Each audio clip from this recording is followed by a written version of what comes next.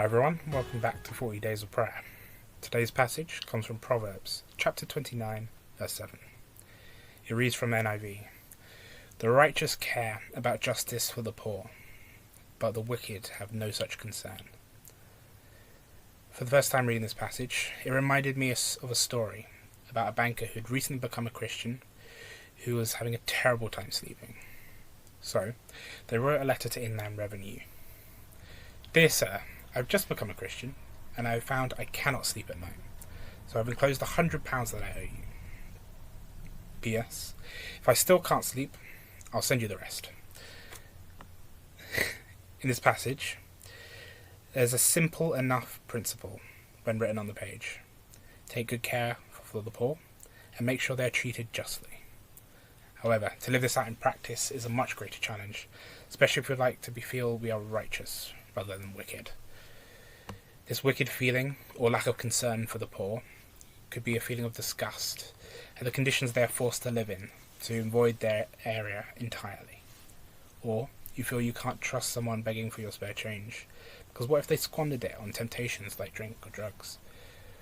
Or even seeing asylum seekers and desperate migrants as unworthy of settling in a safe and peaceful country that they would prefer, because of the advantage of speaking a language or family members or a community they could join. God can battle this wickedness, as it says, with righteousness.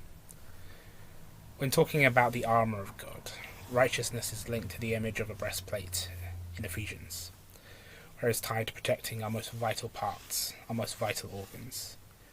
With this protection, we can grow in courage to go out and defend others, taking to the front line with our breastplates, carrying out righteous thoughts and deeds with the Father's protection.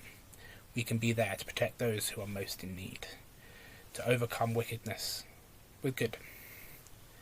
In the book of Job he says, "I was a father to the needy, and I searched out for the cause of those who I did not know." Now, he may not know the person he's helping, but he can empathize. We all can. This is an important part of being righteous. With empathy, we can look back at times when we were lost or in need, and see that again in those around us. Your friends, your neighbour, and the stranger. Being righteous means forming the right relationship.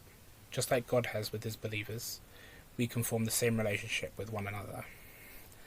Everyone has the right to justice, and we are strengthened with righteousness, and so God guides us to use it to go out and defend the poor and their rights. Whether that is someone who is poor in spirit or the penniless, we can defend them.